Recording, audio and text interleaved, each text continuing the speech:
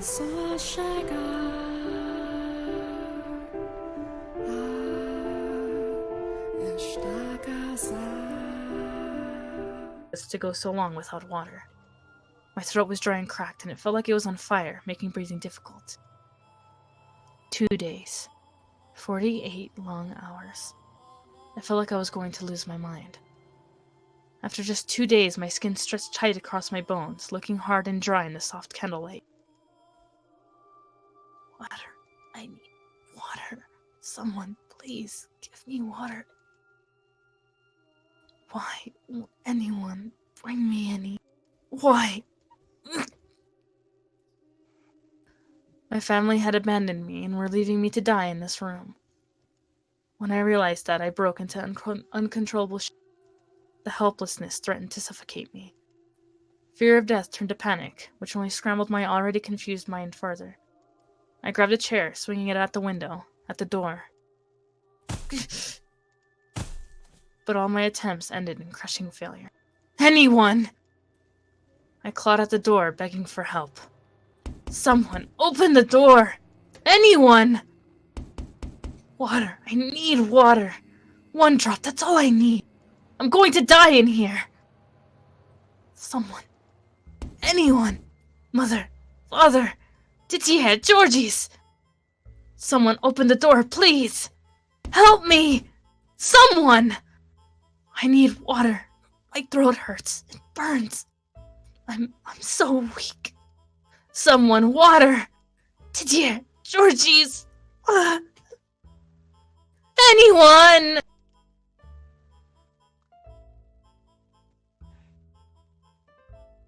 But not a single soul came to the door. With no food or water, the 3rd day came and went, and then the 4th. Oh, God! By that point, I was unexpectedly devoid of any sense of dignity, and I sat there, covered in all manner of human filth, as my body quickly wasted away. Still, I clung to the vain hope that someone would open that door. It was all I had. Occasionally, I would hear footsteps. Whenever I did, I mustered up what meager strength I had left to bang on the... Whoever's there, please, open the door. I'm begging you, someone. But my pleas fell on deaf ears. Though they didn't respond to me, I could hear the Abigails muttering to one another in the corridor. Did you hear that? Yes, I did. I wonder what's gotten into Lady Michelle. They say she was cursed. Maybe she sold her soul to the devil. How dreadful. We should stay away from that door. If we don't want to be cursed too. I am not cursed. I did not sell my soul to the devil. I'm kind of scared. I might have to find work somewhere else. Gotta make sure we stay away from that door. Why do you think I'm cursed? I never did anything wrong. Lady Michelle has lost her mind. Deranged. I'm scared even thinking about her. I'm not deranged. My mind is perfectly fine. She's right crazy. She's right mad. No, I'm not. I'm perfectly normal.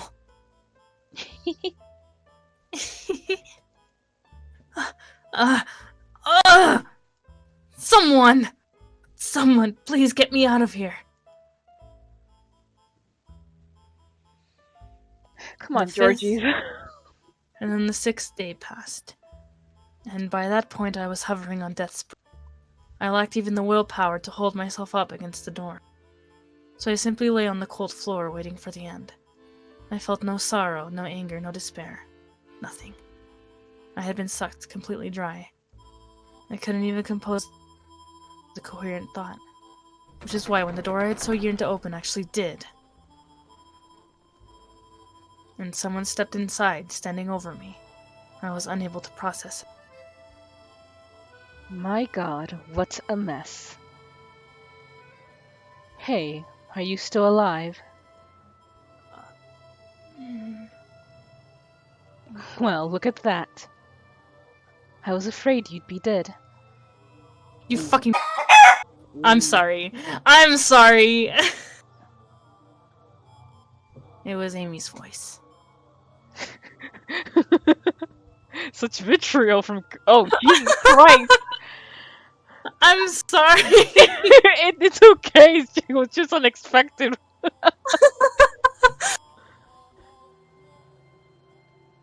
I'm sorry, really. I didn't mean you much harm. But after what you said in front of the whole family, I was a little upset.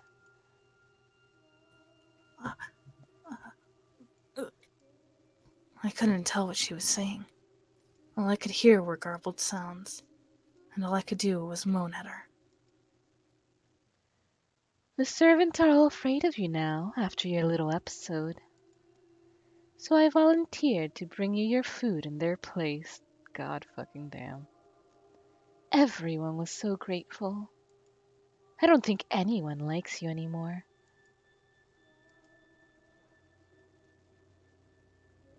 Eventually, my muddied mind managed to make sense of the thing she was holding in her hands. A tray of... I bet she's gonna eat it in front of him. I could smell it from here. At first, I just gave your food to a stray cat. I wish you could have seen it devouring every last bite. That's her. What I didn't know, though, was that people can die in just a few days without water. I never intended to kill you. I just didn't know. So I'm really sorry about that. Oh, you liar, you knew. What? But you're alive. For someone so physically weak, you sure are tenacious. Isn't that nice? You have one thing you can be proud of. Sure. What was that? Water? You want water? Hold on. I've got some right here. Oh, she's gonna drop it. Oh, she's gonna do something with it. She picked up a goblet with her delicate fingers. My hand swiped weakly in the air, trying to grab it. A grin spread across her lips, and then she let go.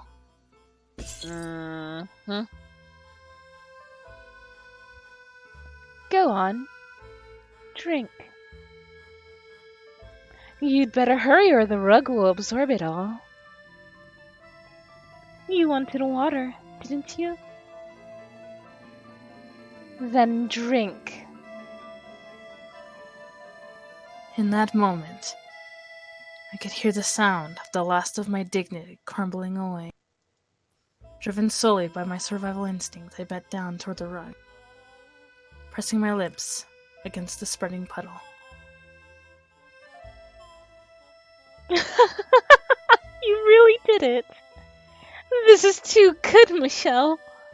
You look like a cat. No, cats are much more graceful. I can't stop laughing. The daughter of a prestigious family, the Bulliners sucking water out of a carpet. Ah, I wish I had a painter here to capture this image on canvas. So you know, I accept that I made a mistake, Michelle. I promise I'll bring you your food from now on. I'll take very good care of you. This is going to be fun. Listening to her childish, yet deeply malicious laughter, I understood. I was her plaything. My hell was only just beginning. Oh, I want her to die! Having gotten food and water, my body recovered somewhat, but I was hardly in peak condition. That would take time given how badly malnourished I am. Amy continued to treat me like her pet, constantly stoking the flame of rage within me. But I was too weak to stay on my feet for long, and talking hurt my throat. I assume it was a calculated effort on her part to maintain power over me, to keep me as miserable as possible. She always had a smirk on her face as she gazed down on me.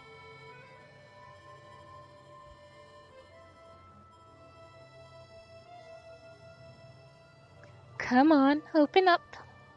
Today I'm going to feed you myself. What's the matter? I can't put anything in with your mouth closed. Or do you want to starve to death? Amy, why are you doing this? Why? Because it's fun. Why else? You married into this family, you sick wench. What gives you the idea you can treat me? Are you saying that because I married in, I'm of a lesser stature than you? That's true. I am. But what's your point? You think you can intimidate me with formalities? Amy, Ugh, I would rather you not speak my name if you don't mind. that doesn't excuse your treatment of me. Someone, Didier or Georgie's, will make you pay for this. You don't have a single friend here, Michelle. No one to take your side. And no one to say a thing about me playing with you. Assuming you were, somehow, able to tell someone, no one would believe you. It's a lie. Do you have any idea what people say about you? They say you've gone mad, that you've sold your soul to the devil. Do you honestly believe anyone would trust you? I am not mad. I don't know, you look plenty mad to me.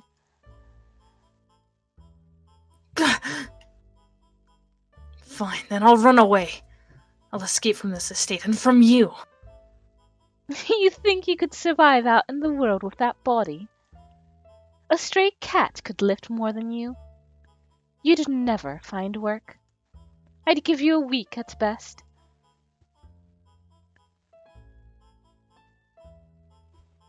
You can't be so sure of that.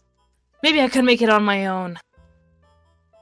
Maybe, but either way, there's no way you're getting out. You try to run, someone might just cut your legs off. How is that at all necessary? Don't ask me. Maybe because your curse hasn't broken. You know, you're lucky you're even allowed to live. And you should be grateful to me for volunteering to take care of you. Nobody else wanted to have anything to do with it. So if you want to keep living, you have to show me some respect. And you have to do everything I tell you to. Understood? So this is the real you. You were just pretending to be respectable. When in reality, not only are you sleeping with Didier, you're a downright vile woman. You've been putting on an act ever since you got here. Oh, you make it sound like I'm somehow worse than anyone else. I'm quite normal, thank you. How is this normal? Listen to me, Michelle. The side of me you see right now isn't necessarily the whole thing. The sweet girl I am for the family is also me. And when I held you in my arms, that too was me. I was not putting on an act. Liar. Although, to tell you the truth, I never actually liked you, so that part was a lie, yes. If Mother hadn't asked, I would have never even considered getting friendly with you.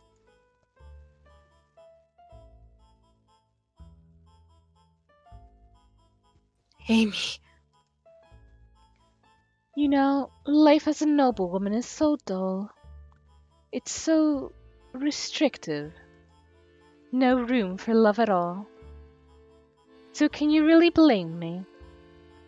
There so happens to be the most wonderful knight right there for the taking. Why shouldn't I have gone after him? I'm still young. Let me have some fun, you know. Not like women have much else in the way of recreation.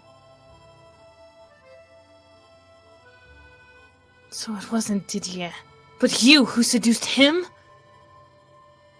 And it all would have worked out beautifully, too. If only you had kept your mouth shut. You ruined our family gathering and damaged my reputation. And you called me a whore. That wasn't very nice now, was it? Is it any surprise I'm a little sore? You brought this on yourself, Michelle. I brought this on myself? Don't you dare! Nothing justifies what you're doing to me. I'm not the disturbed one. You're a crazy whore, and don't you try and pretend otherwise, damn you!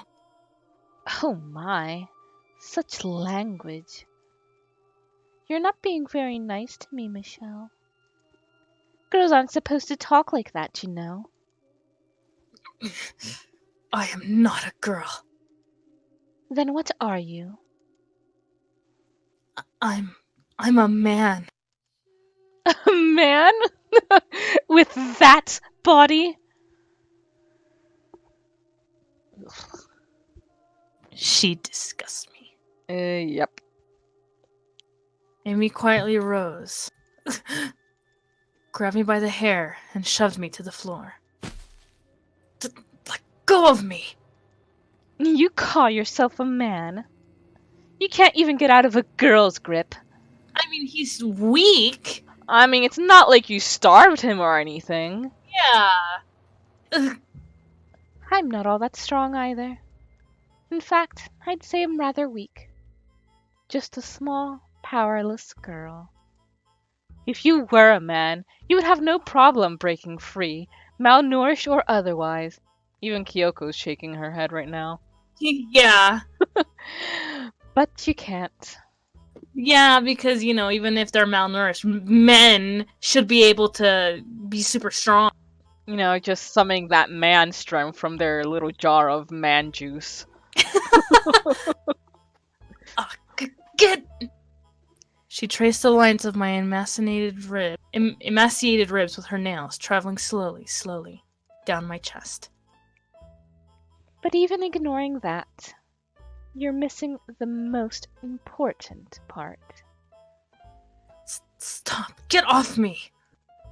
I tried to shove her aside with all the strength I could squeeze out of my arms, but as Amy had said, I couldn't even overpower a girl. All I could do was lie there beneath her and beg, "Get off me!" groaning in anger and frustration. Her finger came to a stop just above my navel. She looked at me with a sweet smile, and then pulled her hand. And just as a wave of relief spread through me, she shoved me back, jumped up, and slammed her foot between my legs.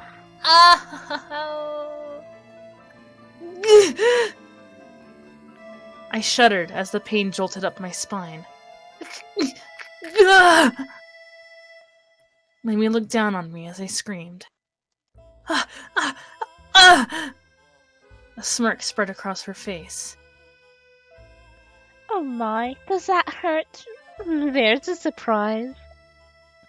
Even without boy parts, it still hurts. Stop, please!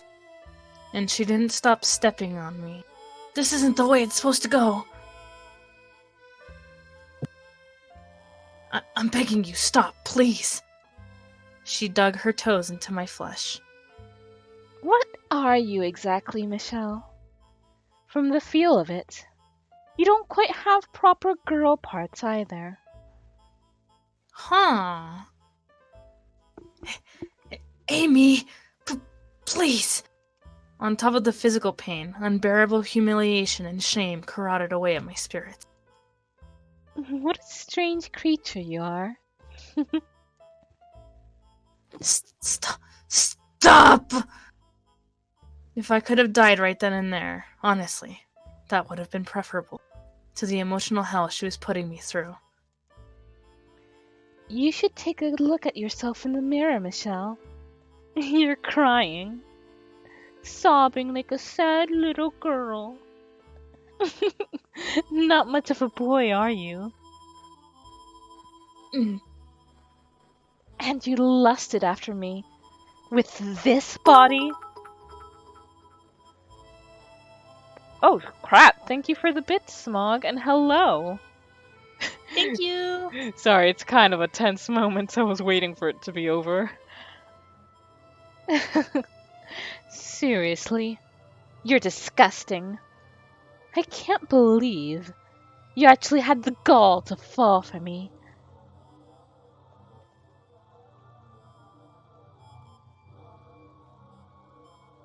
Amy's abuse was not a one-time occurrence. As she had promised, she came to feed me every day. But her arrival brought nothing but anguish and torture. Every day she chipped away more of my spirit. But I hadn't succumbed to her yet. My anger still overpowered any fear I felt.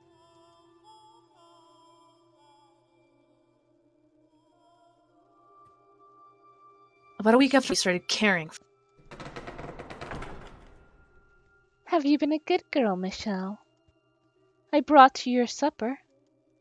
I'll set it right here for you. What's the matter, Michelle?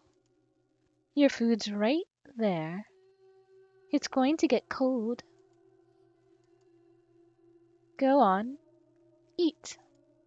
But no using your hands. Crawl over and use your mouth. Come on, eat. Or would you rather I fed you?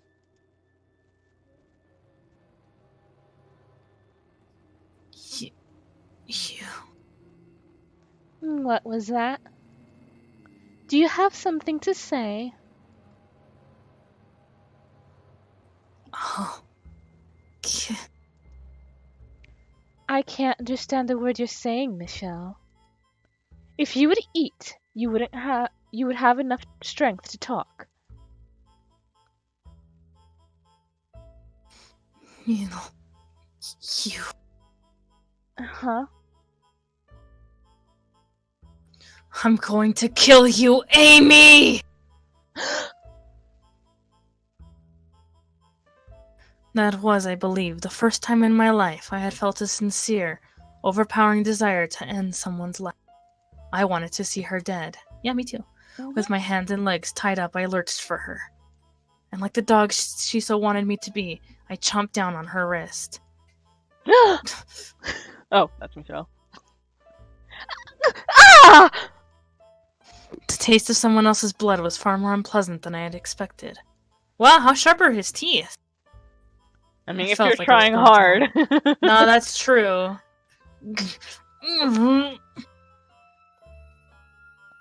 But I was determined not to let her wrist fry. I would gnaw through to the bone and rip her entire hand off. She could beat me unconscious and I still wouldn't let go. She would have to kill me to get me off of her. I wanted her to feel the same pain I felt when she trampled on me. Let go! My body never did what I wanted it to, though. I could swear on my life I wouldn't release her arm, but I could never seem to make good on my determination.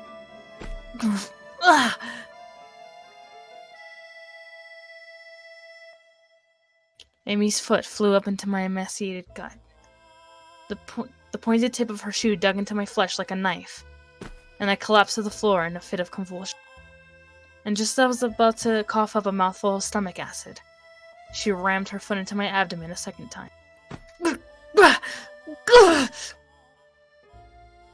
She didn't even give me enough time to get to my feet, let alone fight back before she kicked me again. Again and again and again and again. Stop! My gut, my chest, my legs, and my face. What's wrong with you? Don't you get it? You're not the one in control here. You should be thanking me. What you did to me that day was incredibly hurtful. Yet here I am, bringing you your food. Can you not see just how kind-hearted I am? So why would you go and bite me? What would possess you to do such a thing?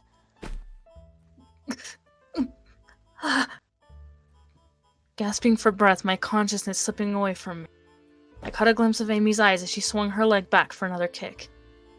And when I did, a single word rose to my mind. Demon. Isn't that something? You can't even stand up to a girl. I'm not that strong. I'm weak and frail. This is the first time I've ever kicked someone. I have absolute control over you, Michelle. You understand that now, right? You learned your lesson, didn't you?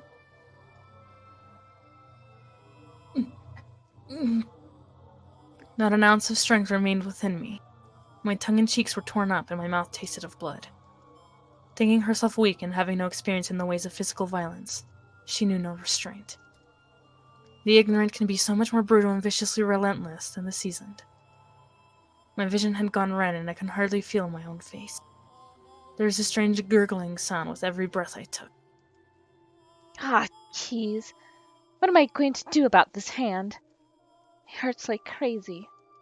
Hope it gets infected. I hope it gets infected and you die. And I hope you infect his brothers. Oh, I know. I'll tell everyone you finally lost it and tried to bite my hand off. They'll all feel so bad for me. I can just see the sad looks on Didi and Georgie's faces. They will not. You know, your brothers have completely given up on you. A deranged sister is nothing but trouble.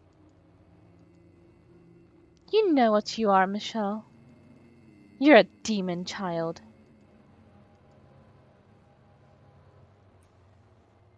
Why was I the demon and not her? Why did no one come to my aid?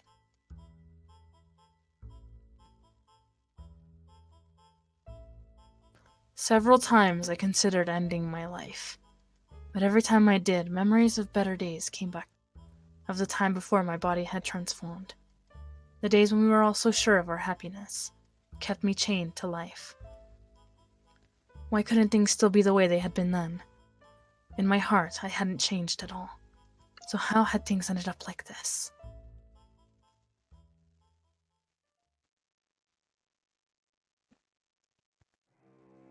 Michelle! Oh, Michelle! Are you in there? Did you need something, Georges? Georgie's, I mean. Oh, come on, don't be like that. Do I have to need something to talk to you? No, but you looked like you were in an unusually good mood, so I thought... Well, why wouldn't I be? It's a wonderfully gloomy day out. I would understand if it were clear out, but can you really say it's wonderfully gloomy? Well, you can't be out for very long when it's not cloudy, so in our case, this is perfect weather. Ah, What do you say we go for a little stroll while we can? Dee's around today too, so we can see if he's up for it. It'll be like old times. We've been running around like headless chickens lately, so we haven't had much of a time for a sibling outing. We'll have Mom make us lunch and then... Oh, we'll take a couple horses up to the forest's edge. I'm fine with that if you are. You bet your bum I am. I asked after all. Now come on, let's go.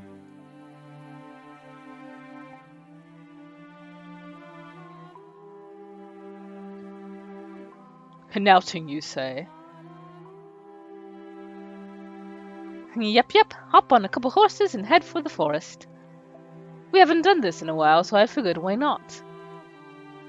I see. Well, if Michelle is coming, I see no reason to say no. Let's set off right away. Whoa, slow down there. Are you saying you wouldn't go if it was just me? Aw. It's Michelle or nothing. Of course. Why on earth would I want to go horse riding alone with you? I would rather drown myself. The gasp! Didier. Could I perhaps make a small request? Go on, let's hear it. Do you mind if I... Hello. Take your line again. Okay. I don't care about a technicality like that. Pecco's the one who tripped the breaker and caused the blackout. By tripping the breaker directly from the office, Pecco was the one who caused the blackout. Is that really what happened? No. Overruled. After this debate, blue-colored weak spots will start appearing. If we call the weak spots you've seen up until now argue spots, the blue-colored weak spots will be called agree spots. Oh! When treating agree spots with truth bullets, you need to flip your way of thinking. Instead of arguing that the other person's testimony contains lies or mistakes, please fire the truth bullets that prove the other person's testimony is correct. When your truth bullets merge with their weakness, it will become a logically sound agreement. Isn't it a little hot in here? No, it's fucking freezing. I couldn't even curl my hands earlier because they were frozen.